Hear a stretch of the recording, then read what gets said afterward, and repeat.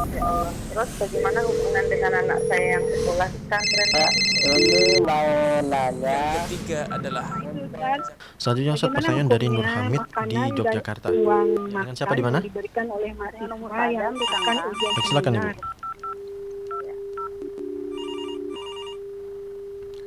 Bismillah, Assalamualaikum warahmatullahi wabarakatuh. Alhamdulillah wassalatu wassalamu ala nabiyina Muhammadin wa ala alihi wa sahbihi wasallam.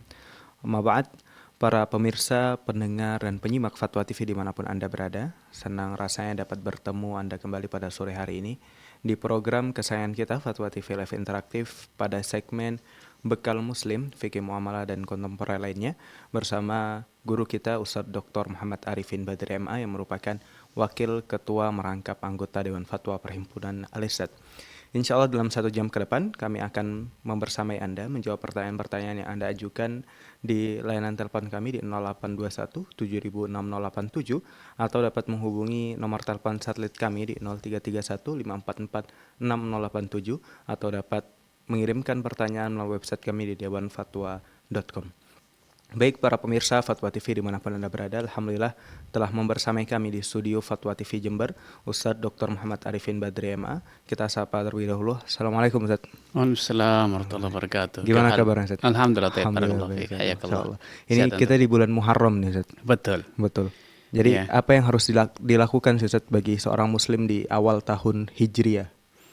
Ya, sebetulnya mau bulan Muharram atau bulan yang lainnya, bagi seorang muslim itu harusnya satu frekuensi ya, bahwa dia hanya punya satu cita-cita, punya satu perjuangan, yaitu beribadah kepada Allah Subhanahu wa taala. Hanya saja waktu dan tempat itu menjadikan dia bertambah semangat memanfaatkan peluang, karena sebetulnya kadang bukan hanya waktu ataupun tempat, namun momentum, kesempatan. Selagi ada kekayaan, selagi badan sehat. Karena itu dahulu salah satu pesan yang diajarkan Nabi sallallahu alaihi wasallam, ightanim khamsan qabla khamsin. Optimalkan 5 hal sebelum datang 5 hal lawannya. Salah satunya adalah syababaka qabla haramik, masa mudamu sebelum kau tua. Sehataka qabla sakomik, engkau sehat, beramal beribadah sebelum datang kau sakit. Ghinaka qabla fakrik, kamu kaya sebelum kau jatuh miskin. Hayataka qabla mati, hidupmu sebelum mati. Momentum itu akan terus datang dan berulang dalam bentuk yang berbeda-beda. Ada karena faktor finansial, faktor kesehatan, kesempatan. Selagi ada orang tua, berbaktilah kepada orang tua. Karena kesempatan itu tidak berulang. Ketika kedua orang tua meninggal, tidak ada penggantinya. Dan demikian seterusnya. Salah satu momentum yang datang itulah kalau momentum yang berkaitan dengan waktu. Yaitu ada bulan Muharram, ada Asyrul Awakhir Ramadan, 10 hari terakhir Ramadan. Ada misalnya pada hari Arafah atau 10 hari Dzulhijjah dan seterusnya. Masih banyak lagi momentum-momentum yang lain yang menjadikan seorang muslim itu seharusnya melipat gandakan dan mengoptimalkan kesempatan yang ada. Akan tetapi yang patut saya garis bawahi pada kesempatan kali ini, euforia itu adalah sumber kegagalan.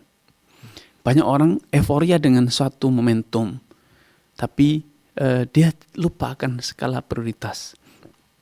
Sehingga dia hanyut dengan semangat orang banyak, tapi dia tidak tahu arah. Maksud saya, momentum bulan Muharram, di depan kita akan ada satu hari yang istimewa, yaitu hari Asyura. Akan tetapi, demikian pula satu bulan penuh Muharram, bulan yang mulia ya. Kita tidak boleh berbuat dosa, kita harus menjaga diri dari perbuatan dosa, karena dosanya akan dilipat gandakan ya. Akan tetapi kita harus tahu skala prioritas, mana yang paling penting untuk ditinggalkan dan mana yang paling penting untuk dikerjakan. Karena dengan itu pahala kita akan berlipat ganda. Ya. Kita punya potensi yang berbeda-beda, punya kemampuan yang berbeda-beda. Wallahu a'lam. Nah, jazakumullah khairan wa barakallahu fikum. Baik, para pemirsa Fatwa TV dimanapun Anda berada, kami sapa terlebih dahulu beberapa radio yang turut pula merilai acara kita pada sore hari ini, di antaranya Radio Binbas Yogyakarta, Radio Sahabat Tegal, Radio MDFM Probolinggo, Radio Amuba Pangkal Pinang, Radio Sagu FM Sumer, Radio Gema FM Bontang, Radio Albina AM Bekasi, Radio Tua FM Riau, Radio Madinah Caruban, Radio Dai Tengaran, dan Radio Mas FM Seragen. Baik para pemirsa Fatwa TV dimanapun Anda berada. Seperti biasanya dalam mengawali program kita pada sore hari ini, kita akan mendengarkan nasihat singkat yang akan dibuka oleh Ustaz Dr. Muhammad Arifin Badri. Kepadanya kami persilakan. Baik. Assalamualaikum warahmatullahi wabarakatuh. Alhamdulillah. Wassalatu wassalamu ala rasulillah wa ala alihi wa ashabihi wa man wala ma ba'du. Kaum muslimin dan muslimah, pemirsa Fatwa TV dan penyimak dimanapun Anda berada. Allah Subhanahu wa Ta'ala menciptakan hari, bulan, dan tahun terus berputar. Tilkal ayyam nudawiluha bainan nas. Itulah hari yang terus berputar. Hari terus berputar sedangkan manusia pun terus berganti, datang dan pergi. Karena itu, hal yang paling penting untuk kita perhatikan adalah dengan apa kita mengisi hari. Apa yang kita lakukan di waktu yang kita miliki, umur yang tersisa, itulah yang paling penting. Karena ajal tidak pernah disampaikan kapan akan datang. Umur kita pun juga tidak tahu berapa lama kita akan hidup di dunia ini. Karena itu selagi ada kesempatan, itulah waktu yang paling istimewa untuk kita manfaatkan beramal dan beribadah. Ya, di awal kita sudah sedikit berbincang-bincang tentang bulan Muharram. Ya, ini adalah satu kesempatan momentum yang luar biasa. Tetapi belum tentu momentum-momentum sejenis itu akan berulang bagi kita. Karena itu hanya ada satu bulan bagi kita. Selagi kesempatan masih ada, optimalkan, manfaatkan. Jangan terjebak pada upaya melipat gandakan pahala dengan menunggu momentum dan waktu yang istimewa. Karena waktu yang paling istimewa untuk beramal adalah waktu yang ada di depan mata kita. Karena itu dahulu dikatakan dalam petuah para ulama, ajalul birri afdalul birri ajaluh. Kebajikan yang paling utama adalah yang paling engkau segerakan. Karena bisa jadi kita berencana bersedekah dengan jutaan rupiah, miliaran rupiah bulan depan. Tapi belum tentu itu terwujud menjadi kenyataan. Karena belum tentu kita berumur panjang hingga bulan depan. Karena itu kalau memang hadir hari ini kesempatan bersedekah, maka sedekah terbaik yang Anda lakukan adalah yang segera terlaksana, segera terrealisasi. Karena kalau kita menunda bisa jadi kita berencana dengan asumsi bulan depan kita masih kaya. Ternyata bulan depan harta kita telah habis. Bisa jadi umur kita telah habis. Atau bisa jadi ada halangan dan rintangan yang menjadikan kita tidak jadi bersedekah. Atau ada tantangan-tantangan lain yang menjadikan kita mengurungkan niat baik kita. Karena itu, afdhalul bir ajaluh. Sebaik-baik kebajikan adalah yang paling segera Anda kerjakan. Karena itu yang betul-betul segera Anda ukirkan di lembaran amal kebajikan Anda. Walaupun pada kesempatan ini, saya mengingatkan diri saya sendiri dan juga Anda sekalian, pemirsa dan penyimak dimanapun Anda berada. Di depan mata kita ada satu momentum amal ibadah yang luar biasa, yaitu Tasu'a dan Asyura. Disyariatkan untuk berpuasa pada tanggal 9 dan 10 bulan Muharram. Satu momentum di mana pada 10 Muharram itu banyak momentum istimewa dalam sejarah Islam. Ya, salah satunya adalah Allah Subhanahu wa taala menyelamatkan Nabi Musa dari kejahatan Fir'aun, dan pada saat itu pula Allah Subhanahu wa taala membinasakan Fir'aun. Simbol kekufuran, simbol kemaksiatan di muka bumi ini. Karenanya persiapkan dan rencanakan edukasi keluarga Anda. Persiapkan keluarga Anda untuk bisa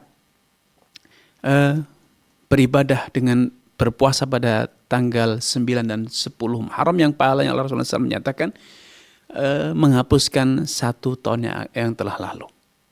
Ya, pahala puasa Asyura itu menghapuskan dosa-dosa kita selama 1 tahun yang telah lalu. Semoga apa yang disampaikan ini betul-betul menambahkan kesadaran bagi kita tentang bagaimana kita mengoptimalkan dan memanage diri kita dalam beribadah kepada Allah Subhanahu wa taala. Wallahu taala. Jazakumullah khairan wa barakallahu fikum. Baik para pemirsa Fatwa TV dimanapun Anda berada, kami mengajak Anda semua untuk bisa bertanya secara langsung dengan menghubungi nomor telepon kami di 0821 706087 atau dapat menghubungi nomor satelit kami di 0331 544 6087. Baik, telah tersambung bersama kami Bapak Farik di Jakarta Selatan. Kami sapa terlebih dahulu. Assalamualaikum. Waalaikumsalam warahmatullahi wabarakatuh. Ya, silakan Bapak pertanyaannya. Assalamualaikum Ustaz. Waalaikumsalam warahmatullahi wabarakatuh.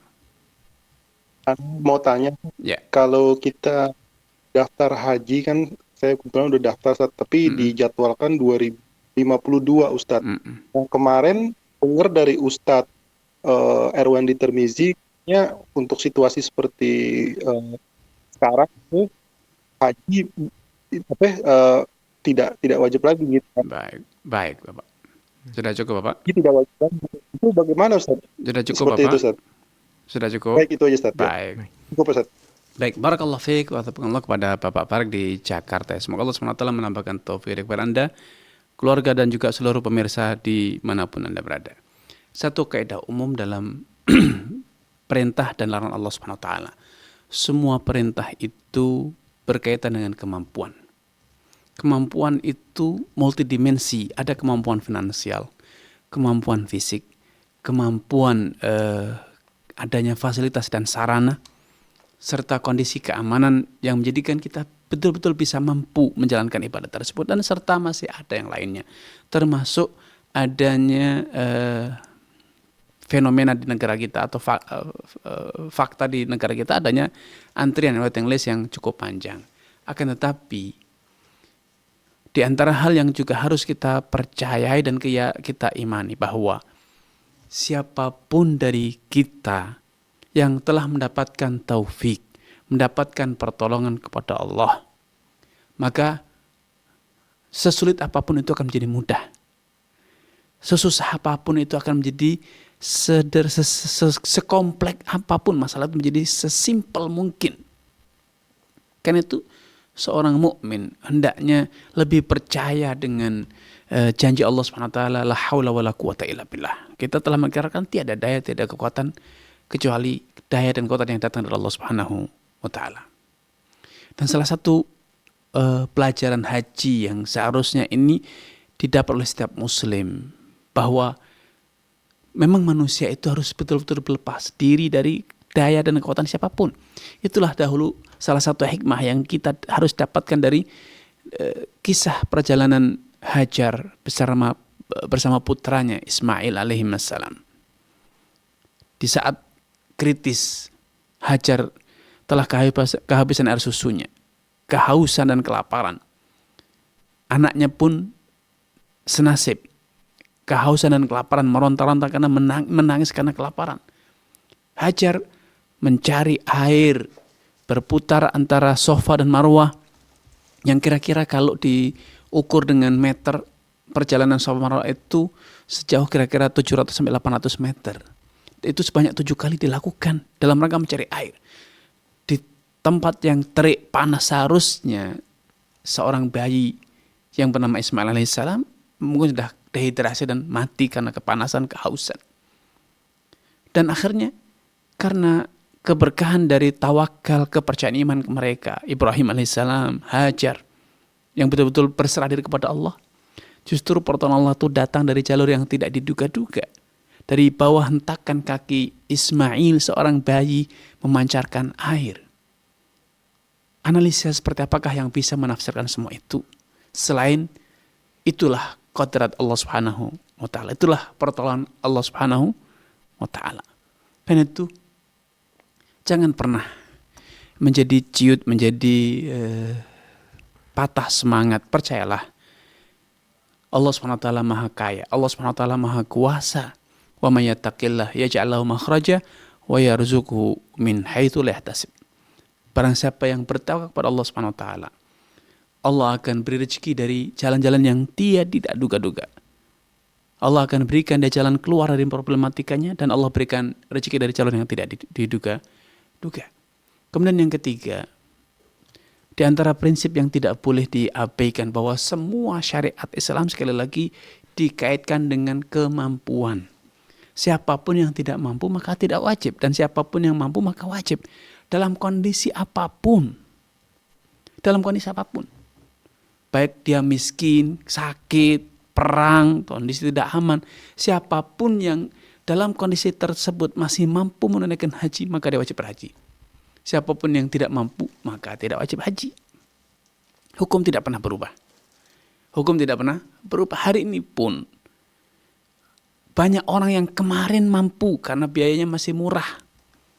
Hari ini tidak lagi mampu karena apa? Ternyata kurs dolarnya berubah dan lain sebagainya. Yang kemarin mampu karena sehat, sekarang menjadi sakit. Kemarin mampu, ternyata hari ini tidak. Kenapa sakit dan mati bisa jadi. Masih banyak lagi alasan yang menjadikan orang itu terhalang ataupun menjadikan orang itu berubah jadi tidak mampu jadi mampu. Karena itu fokuslah pada pemilik dan penguasa segala sesuatu, yaitu Allah Subhanahu wa taala. Tidak ada yang berubah dari hukum Islam. Percayalah, siapapun yang Allah berikan kemudahan, Allah akan berikan kemudahan. Mungkin Anda tadi menyampaikan tahun 51 atau 50 sekian baru antara itu akan tiba. Tidak ada yang bisa menghalangi kalau Allah telah kehendak bahwa Anda tahun depan akan bisa berangkat haji. Dengan cara apa? Allah Maha Kuasa. Allah Maha Mampu. Percayalah kepada Allah SWT dan teruslah berdoa. Dan berusaha karena Allah telah berjanji, walladzina jahadu fina lanahdiyannahum subulan. Orang-orang yang bersungguh-sungguh berjuang di jalan kami, Allah akan tunjukkan lanahdiyannahum subulan, akan tunjukkan jalannya. Mungkin dari jalur formalnya sampai 50 tahun. Sampai 60 tahun. Atau kurang atau lebih. Tetapi siapa yang menghalangi dari Allah Subhanahu wa taala kalau Allah telah berkehendak? Siapa yang bisa menghentikan kehendak Allah kalau Allah telah berkehendak bahwa Anda akan diberangkatkan tahun depan? Maka optimislah, percayalah bahwa Allah akan memberikan kemudahan bagi siapapun yang bersungguh-sungguh. Sekadar sebesar kesungguhan Anda, sebesar ketulusan Anda, keikhlasan Anda, sebesar itulah pertolongan Allah akan datang. Ya, wallahu taala alam. Jazakumullah khairan wa barakallahu fikum. Semoga bisa menjawab Bapak Farid di Jakarta Selatan. Baik, telah tersambung bersama kami Ibu Ani di Surabaya. Kita sapa terlebih dahulu. Assalamualaikum. Assalamualaikum Ibu. Halo, Assalamualaikum. Ibu Ani. Assalamualaikum warahmatullahi wabarakatuh. Waalaikumsalam warahmatullahi wabarakatuh. Silakan Ibu. Mau tanya Ustadz, Ya. ingin mendapatkan fadilah dari puasa 10 Muharram. Ya. Ibu ini biasanya puasa Daud. Nah, Ya. kebetulan tanggal 5-nya itu lagi kosong puasa Daudnya. Mm-mm. Terus kalau ibu ini mengambil puasa Daudnya diberhentikan dulu, terus ganti puasa Senin Kamis, Baik. mungkin bisa tercapai itu. Baik. 10 Muharramnya. Baik, Ibu. Bagaimana itu Ustadz jalan keluarnya? Baik, Ibu. Satu Baik. lagi Ustadz, Iya. saya lihat Kita tanggal batasi sekarang satu ini tanggal pertanyaan. 5 Muharram itu di TV Sunnah ada yang tanggal 4 Ustadz. Ya. Bagaimana itu Ustadz? Baik. Jazakallahu khairan. Assalamualaikum warahmatullahi wabarakatuh. Waalaikumsalam. Baik, barakallahu fiik wa tabarakallah. Semoga Allah SWT menampakkan taufik hidayah kepada Ibu Ani, keluarga dan juga seluruh pemirsa dan penyimak dimanapun Anda berada. Ya, pintu kebaikan itu banyak. Sebagaimana pintu dosa juga banyak. Kita selamat dari satu pintu dosa bukan berarti jaminan selamat dari pintu dosa yang lain.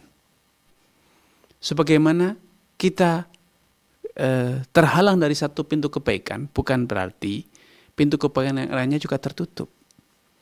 Sebagaimana pula kita mengerjakan satu amal kebajikan itu bukan alasan untuk merasa cukup dari mengerjakan amal kebajikan yang lain. Sholat misalnya, kita sudah sholat 5 waktu, kemudian nanti ada sholat rawatib, kemudian nanti ada sholat duha, ada nanti sholat witir, ada sholat qiyamul lail, dan masih banyak lagi sholat-sholat sunnah yang lain, sholat setelah wudhu. Mana yang harus dikerjakan? Siapapun yang mampu mengerjakan kebajikan sebanyak mungkin. Dia sholat 5 waktu, dia sholat duha, dia sholat rawatib, dia sholat qiyamul lail, dia sholat witir, dan sholat-sholat yang lainnya, sholat sunnah-sunnah yang lainnya, maka itu tentu lebih baik dan lebih sempurna. Sehingga bagi orang yang sudah terbiasa puasa Daud atau Senin Kemis, kemudian hari Kemisnya dia sudah puasa, kemudian Rabunya atau Jumatnya, kemudian ada puasa misalnya 9 atau 10 Muharram, dia puasa kembali, juga tidak masalah. Dan kalau ternyata tanggal 10-nya itu jatuh pada hari Kamis, bagi orang yang terbiasa puasa Daud dan puasa Senin Kamis, maka juga tidak masalah. Akhirnya puasa berturut-turut 3-4 hari berturut-turut, ya puasa sebelumnya puasa Daud, kemudian jatuh puasa Kamis, dia puasa lagi, kemudian jatuh puasa Tasu'a 9, dan kemudian selanjutnya 10, sehingga berturut-turut puasa selama 4 atau 5 hari, itu juga tidak masalah. Ya, karena semua amalan itu disyariatkan. Sehingga bagi yang mampu melakukan, maka itu lebih baik. Namun kalau ternyata berbagai amalan itu jatuh di satu hari, dia terbiasa puasa Senin Kemis, dia puasa Ayyamul Bid 3 hari di setiap bulan, dia terbiasa puasa Daud misalnya. Di hari yang sama jatuh puasa Asyura. Maka dengan menggabungkan niat bahwa di satu hari yang sama, dia berpuasa Senin Kemis, dia juga berpuasa Asyura, maka itu suatu hal yang baik dan semuanya akan mendapatkan porsi pahalanya sesuai dengan niatnya. Karena Rasulullah SAW bersabda, innamal a'malu binniyat. Artinya setiap amalan itu pasti disertai dengan niat. Wa innamal likulli imri'in ma nawa, dan setiap orang akan mendapatkan pahala sesuai dengan niat yang ada dalam dirinya. Karena itu dahulu para salafun saleh, dasar dari satu amalan mereka meniatkan berbagai macam kebajikan.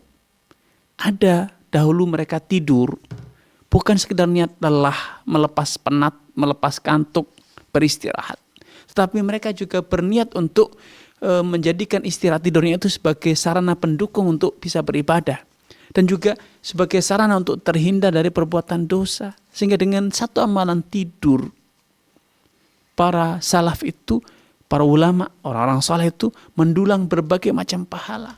Karena itu marilah kita belajar betapa pentingnya kita itu belajar niat. Sehingga dengan amalan yang minim kita bisa mendapatkan pahala yang berlipat ganda. Wallahu taala a'lam. Jazakumullah khairan wa barakallahu fikum. Semoga bisa menjawab Ibu Ani di Surabaya. Baik, telah tersambung bersama kami Bapak Fadil di Sulawesi Selatan. Kita sapa terlebih dahulu. Assalamualaikum Bapak. Assalamualaikum warahmatullahi wabarakatuh. Ya, silahkan Bapak. Assalamualaikum warahmatullahi wabarakatuh, Ustaz. Assalamualaikum warahmatullahi wabarakatuh. Ustaz, bagaimana jika seandainya, ini kan mungkin saya sedikit cerita dulu, Ustaz. Ya. Di setiap tahunnya itu kakek saya itu seorang ini pengumpul zakat fitrah, Ustaz. Jadi banyak orang yang datang ke beliau untuk penyerahan zakat fitrah, Ustaz, ya. Ustaz, seandainya jika ini benar, jika kakek saya itu mengambil zakat fitrah tersebut, artinya ada yang diambil di rumah dan memang lebih dominan untuk disalurkan, itu apakah berhak, Ustaz? Kakek saya ini bukan juga seorang yang miskin. Ya, alhamdulillah kami termasuk yang lapang, dan yang agak memberatkan saya, Ustaz, saya sering ini makan di tempat itu, saya lebih banyak bersama kakek seperti itu, Ustaz. Apa hukum saya memakan itu, Ustaz, nasi itu? Cukup, Ustaz. Iya. Baik, barakallahu fiik wa taala kepada Bapak Fadil di Sulawesi Selatan, yang semoga Allah SWT menambahkan taufik hidayah kepada Anda, keluarga, dan juga seluruh pemirsa dan penyimak di manapun Anda berada. Para ulama bersilang pendapat tentang zakat fitrah. Apakah dibagi menjadi 8 asnaf, 8 kelompok, dan disalurkan kepada ke-8 kelompok tersebut, atau hanya disalurkan kepada fakir dan miskin saja? Dalam mazhab Syafi'i, dan itu yang dianut di Indonesia, memang diajarkan, difatwakan bahwa zakat fitrah pun dibagi menjadi 8 asnaf, dibagikan, didistribusikan kepada 8 kelompok. Salah satunya adalah amil. Nah, kalau kakek Anda itu memang menjalankan mazhab Syafi'i, karena itu menurut beliau yang paling atau yang diikuti, atau yang itu yang difahami, sehingga beliau mengambil porsinya sebagai hamil, maka itu sah-sah saja sebagai seorang yang bermadzhab Syafi'i, sehingga itu halal, dan siapapun yang ikut makan dalam jamuannya atau dalam koridor nafkah yang beliau nafkahi, maka ya itu halal-halal saja semuanya. Ya, walaupun secara tinjauan dalil, wallahu ta'ala, menurut saya yang paling kuat adalah bahwa zakat fitrah itu hanya didistribusikan kepada fakir miskin saja dan tidak dibagikan ke 8 asnaf. Namun lagi-lagi ini adalah masalah yang khilaf, diperselisihkan para ulama, maka ya kita bertoleransi, masing-masing beramal sesuai dengan apa yang dia yakini Dan selama itu berdasarkan dalil mengikuti ulama yang ada di tengah para ulama dulu, maka itu insya Allah sesuatu yang dapat ditoleransi. Allah Ta'ala alam. Jazakumullah khairan wa barakallahu fikum. Semoga bisa menjawab Bapak Fadil di Sulawesi Selatan. Baik para pemirsa Fatwa TV dimanapun Anda berada, kami mengajak Anda untuk bisa bertanya secara langsung kepada Ustadz dengan menghubungi nomor telepon kami di 0821 706087 atau dapat menghubungi nomor satelit kami di 0331 544 6087 atau dapat mengirimkan pertanyaan melalui website kami di dewanfatwa.com. Baik Ustadz, izin membacakan pertanyaan yang sudah masuk di meja redaksi kami. Pertanyaan dari Bapak Zikri di Sulawesi Tengah. Bismillah, izin bertanya Ustadz, saya memiliki konter pulsa. Terkadang ada teman yang meminta lewat chat untuk di top upkan emoni, tapi uangnya dan biaya admin bayarnya besok. Apakah praktek semacam ini diperbolehkan Ustadz? Baik. Barakallahu fiik wa athabakumullah. Semoga Allah SWT menambahkan taufik kepada Anda, keluarga dan juga seluruh pemirsa dimanapun Anda berada. Praktek semacam ini itu mengandung dua akad sekaligus. Yang pertama adalah talangan, yaitu dihutangi terlebih dahulu dana yang di top upkan ke akun ataupun ke rekening yang dituju ya. Yang kedua ada jasa pengiriman dana tersebut. Sehingga dalam akad ini tergabung dua akad, yaitu hutang piutang, talangan dan juga jasa. Rasulullah SAW dalam konteks semacam ini menyatakan Rasulullah SAW an bai'in wa salaf. Nabi itu melarang penggabungan antara akad komersial, yaitu jual beli atau sejenis, dengan akad hutang piutang. Kenapa? Karena walaupun hutang piutangnya tidak ada tambahan nilainya, tetapi fasilitas talangan ini menjadikan orang tertarik untuk membeli layanan, membeli produk kita. Sehingga ini ada tergandeng dan seret ya. Dua akad sekaligus, padahal dua akad ini tujuannya berbeda. Satu komersial, satu sosial, tolong menolong. Ini tidak boleh dikawin silangkan agar sosial tetap bermurni sosial dan komersial ya murni komersial. Nah, kalau sosial sudah digabungkan dengan komersial, maka sosialnya tidak lagi murni sebagai sosial, namun sudah ada aroma ataupun terkontaminasi dengan praktek-praktek pengambilan keuntungan, padahal dalam sosial kita tidak dibenarkan pengambilan keuntungan atau yang diistilahkan dalam syarat dengan riba. Sehingga seharusnya kita boleh jual jasa transfer, jasa top up, asalkan customer kita, pelanggan kita melakukan pembayaran secara tunai. Dan di hari ini tidak ada susahnya, kita bisa transfer menggunakan rekening mobile banking dan sejenis ya, atau internet banking.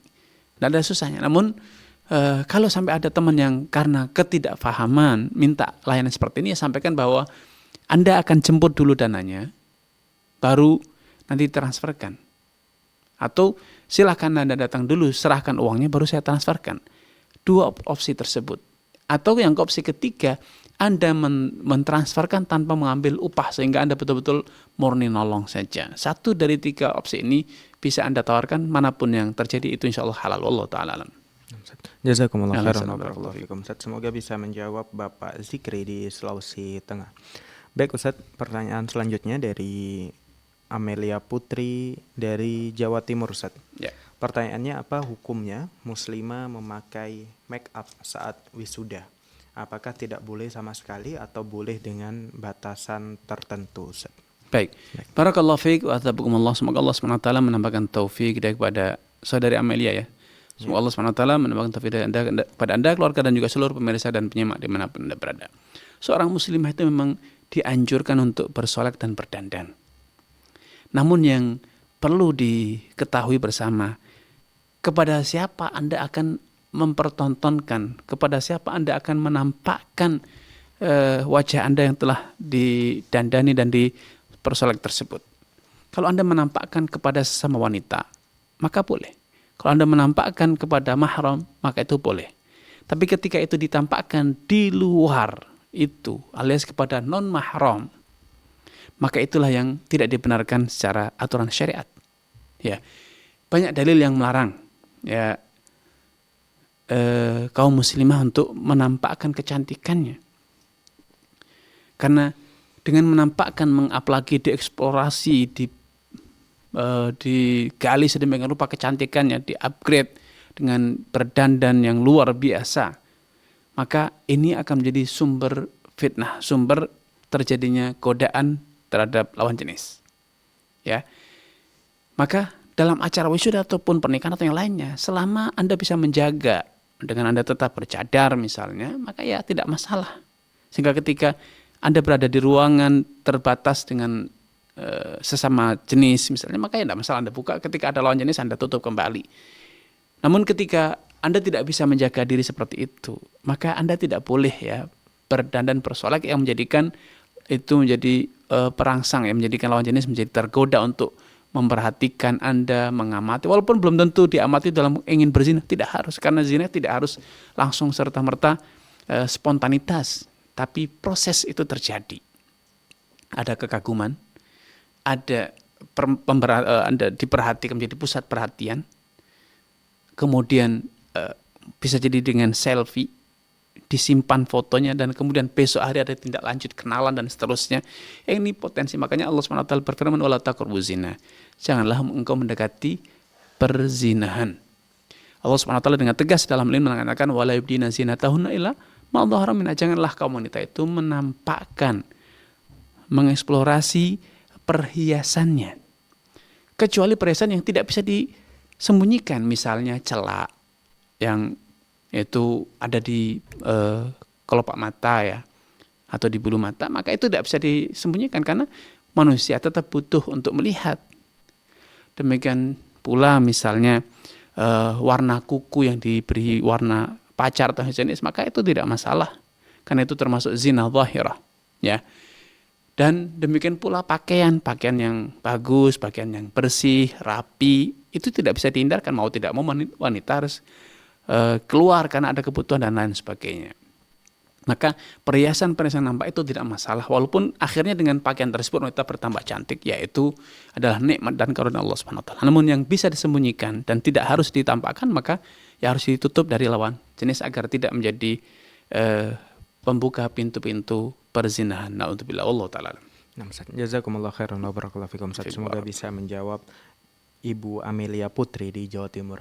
Baik, kita mengajak para pemirsa penyimak Fatwa TV dimanapun Anda berada untuk bisa bertanya secara langsung kepada Ustadz dengan menghubungi nomor telepon kami di 0821 706087 atau dapat menghubungi nomor satelit kami di 0331 544 6087. Baik Ustadz, izin membacakan pertanyaan selanjutnya dari Ibu Dwi Handayani di Jawa Barat. Pertanyaannya, Ustadz, bagaimana tata cara menjual rumah yang sesuai dengan syariat Islam? Baik, barakallahu fiik wa tabakumullah. Semoga Allah SWT menambahkan taufik kepada Anda, keluarga, dan juga seluruh pemirsa dimanapun Anda berada.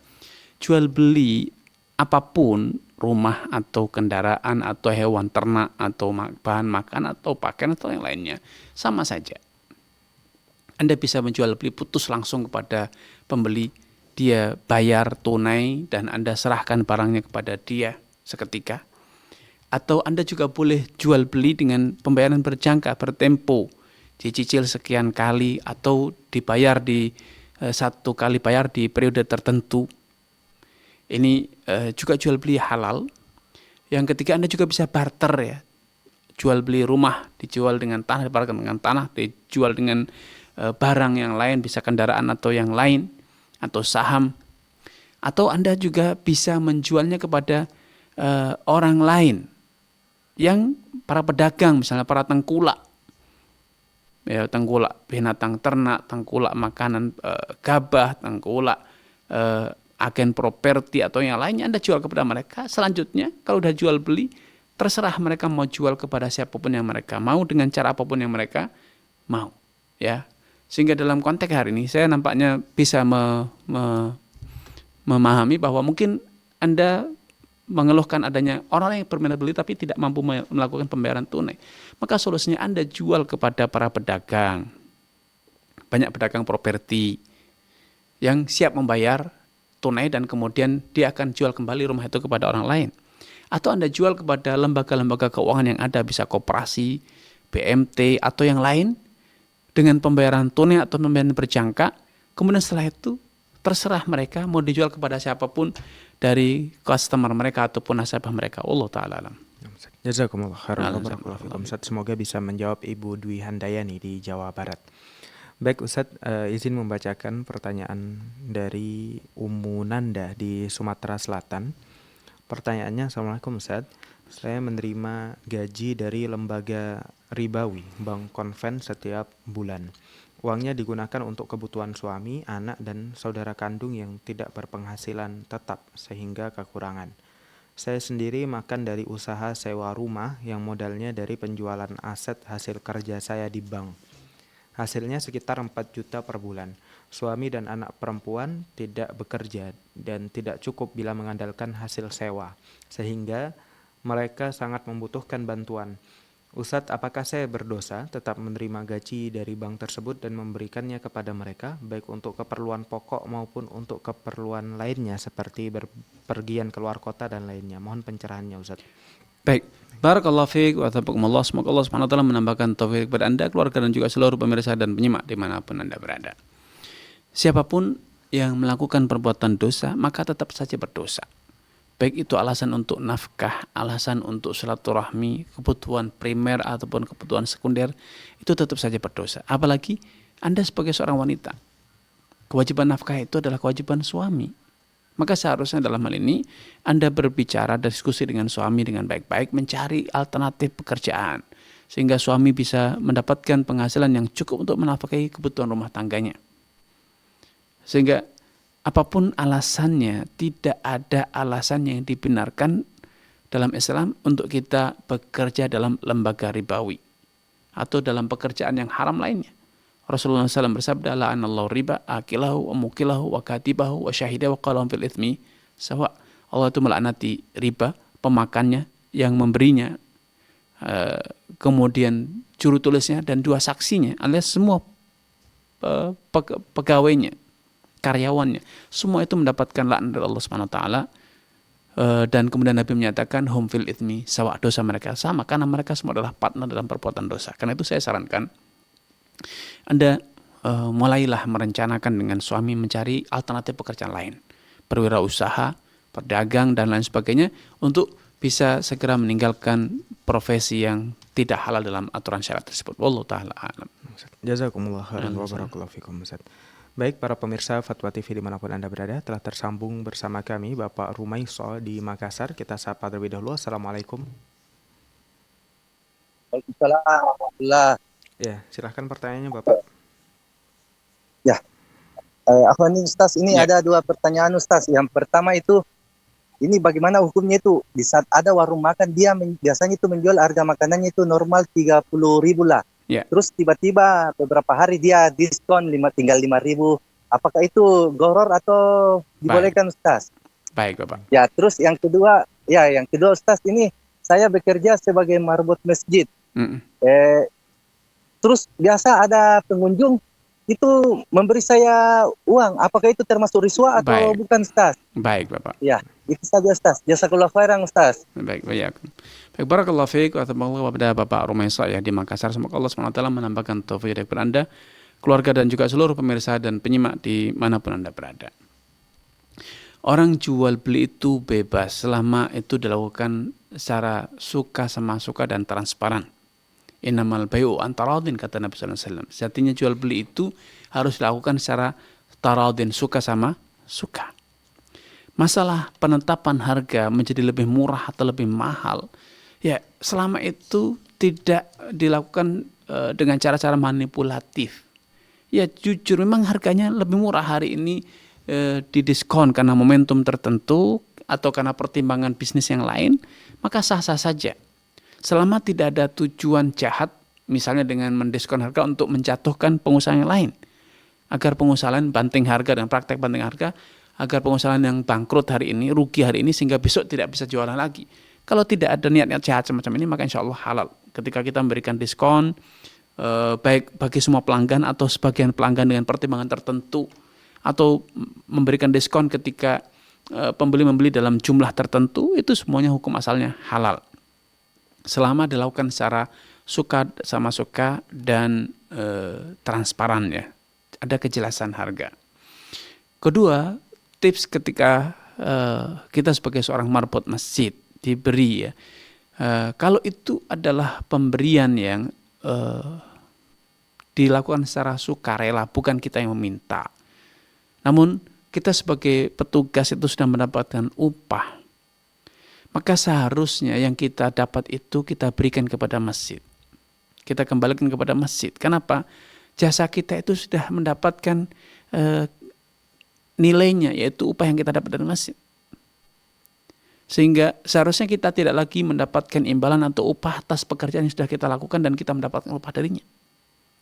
Maka tips-tips semacam ini seharusnya diberikan kepada masjid, dikembalikan kepada masjid, kecuali bila takmir masjid memiliki kebijakan lain bahwa dibolehkan bagi marbot, bagi pengurus, kalau ada jamaah sholat, mampir dan seterusnya memberikan tips, maka insya Allah tidak masalah ya.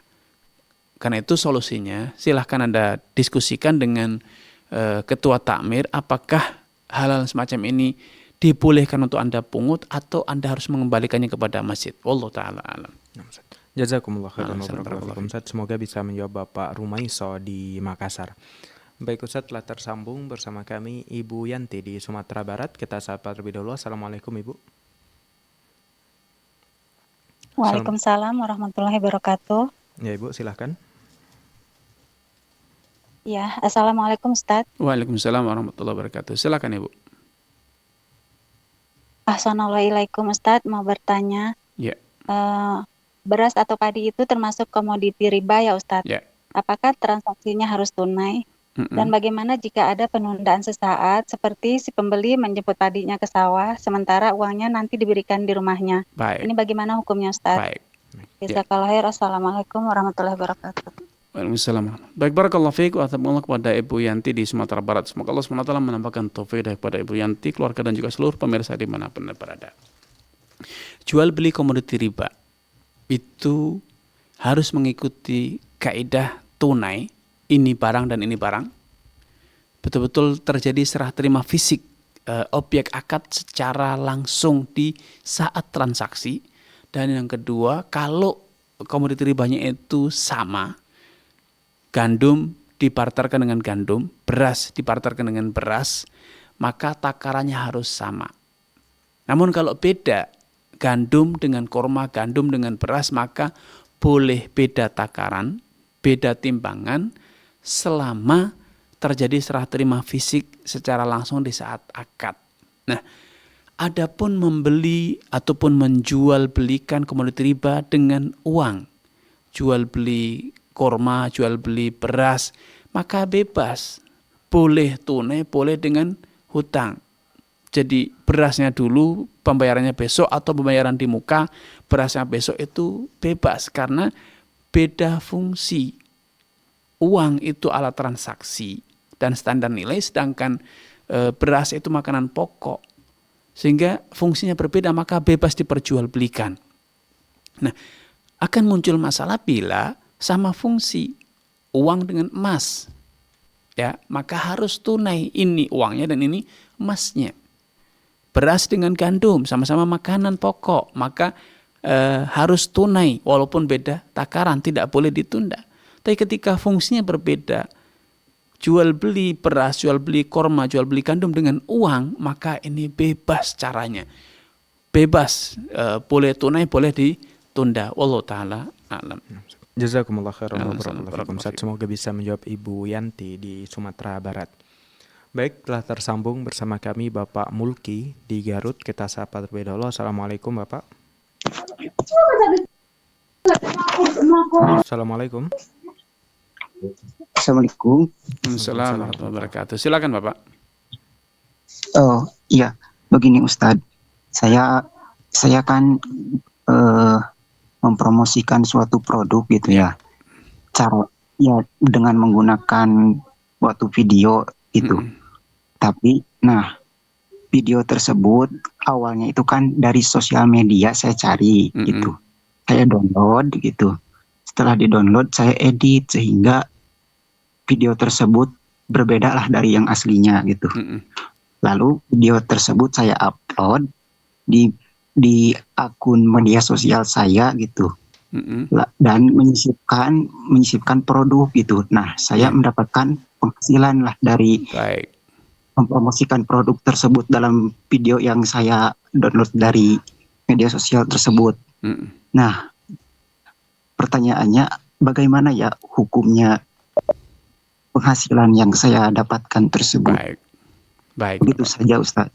Assalamualaikum warahmatullahi wabarakatuh. Baik, Assalam. Baik, barakallahu fiik wa tabaarakallahu kepada Bapak Mulki di Garut ya. Semoga Allah SWT menambahkan taufik hidayah kepada Bapak, keluarga dan juga seluruh pemirsa dimanapun Anda berada.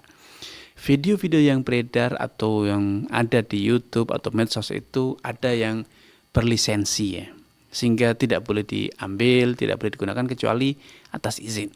Maka Bapak tidak boleh menggunakan video-video semacam ini. Namun video-video yang tidak berlisensi alias pemiliknya, produsennya membiarkan secara aturan berarti mengizinkan siapapun untuk mengambil dan mendownload yang menggunakannya. Ketika kita mengambil video-video yang tidak berlisensi macam ini, kemudian kita edit, kita rubah, kita tambah, kita gabung-gabungkan, dan kemudian kita jadikan konten kita yang baru untuk menjadi media promosi, maka ya halal. Dengan catatan bila produk yang dipromosikan itu pun halal ya, serta narasi yang kita gunakan, penyampaian kita dalam mempromosikan itu jujur sesuai dengan fakta ya, tidak boleh ada manipulatif atau ada hal-hal yang menyembunyikan cacat barang dan seterusnya ya. Betul-betul harus jujur. Selama itu jujur dan produknya halal, maka insya Allah hasil yang kita dapat itu halal. Wallahu ta'ala a'lam. Jazakumullah khairan. Semoga bisa menjawab Bapak Mulki di Garut. Baik para pemirsa Fatwa TV dimanapun Anda berada, kami mengajak Anda semua untuk bisa bertanya secara langsung kepada Ustadz dengan menghubungi nomor telepon yang kami sediakan, yaitu 0821 706087, atau dapat menghubungi nomor satelit kami di 0331 446087. Baik Ustadz, izin membacakan pertanyaan dari Bapak Abdullah di Jawa Barat. Pertanyaannya Ustadz, bismillah, apa hukumnya membeli atau menjual barang yang di kemasannya tertera tulisan dilarang memperjualbelikan? Apakah berdosa dan barangnya jadi haram untuk dipakai atau dikonsumsi Ustadz setelah dibeli? Jazakallahu khairan. Baik, barakallahu fiik wa tabaarakallah. Semoga Allah SWT menampakkan taufik hidayah kepada Anda, keluarga dan juga seluruh pemirsa dimanapun Anda berada. Barang yang tidak diperjualbelikan berarti itu hukum asalnya adalah barang yang dibagikan secara cuma-cuma. Maka ini harusnya tidak boleh diperjualbelikan. Haram hukumnya Anda menjualbelikan barang tersebut. Namun bagi pembeli, ketika dia membeli barang tersebut ya sah-sah saja karena dia membeli dengan uang dia sendiri untuk mendapatkan sesuatu yang dia butuhkan. Urusan penjual mendapatkan itu dari cara yang manipulatif dengan menyalahgunakan bantuan sosial misalnya untuk kepentingan personalnya, itu dosa mereka, bukan dosa konsumen. Barang donasi dijual belikan itu dosa yang menjual, sedangkan pembeli yang membutuhkan dia membeli dengan uang dia sendiri dan itu halal untuk dia gunakan untuk dia konsumsi. Dosanya itu adalah dosa yang menjualnya. Namun sebagai seorang muslim kita punya kewajiban untuk menasihati, untuk mengingatkan bahwa barang ini seharusnya dibagikan secara cuma-cuma, didistribusikan secara gratis ya. Kalau dia sekedar minta ganti biaya transportasi karena barang itu didapat dari tempat yang jauh, dia butuh transportasi, maka ya itu boleh-boleh saja ganti sebesar kos yang dia gunakan untuk pengiriman, misalnya biaya pengiriman barang ya sah-sah saja karena memang faktanya pengiriman barang tidak di-cover, tidak ditanggung oleh donatur misalnya. Maka ya seperti ini boleh-boleh saja. Namun betul-betul sebesar biaya real pengiriman tersebut ya. Wallahu ta'ala a'lam. Jazakumullah khairan wa barakallahu fikum. Semoga bisa menjawab pertanyaan dari Bapak Abdullah di Jawa Barat. Baik Ustadz, telah tersambung bersama kami Ibu Fatimah di Jambi. Kita sapa terlebih dahulu. Assalamualaikum. Waalaikumsalam. Ya silahkan Ibu. Mau tanya Ustadz. Baik. saya dipercaya untuk membuat suatu produk di sekolah dan diberi modal 3 juta. Kemudian dari modal tersebut saya kembangkan, alhamdulillah melebihi dari modal. Nah, kemudian di tengah jalan ada peralatan yang rusak sehingga mesti diganti. Jadi saya sudah melapor dengan atasan saya untuk membeli alat tersebut. Alhamdulillah diizinkan. Yang jadi pertanyaan saya, sisa kerugian dana itu sebagian saya berikan ke pegawai yang mengerjakannya. Kebetulan statusnya masih honor. Apakah tindakan seperti itu dibenarkan atau seperti apa yang harus saya lakukan agar saya tidak salah dalam mengelola kepercayaan dari sekolah? Demikian. Assalamualaikum warahmatullahi wabarakatuh. Waalaikumsalam warahmatullahi wabarakatuh. Baik, barakallahu fiik wa taqabbalallah kepada Ibu Fatimah di Jambi. Semoga Allah SWT menampakkan taufik kepada Anda, keluarga dan juga seluruh pemirsa dimanapun Anda berada. Yang saya tangkap, Ibu Fatimah adalah seorang staf atau guru di sekolah tersebut.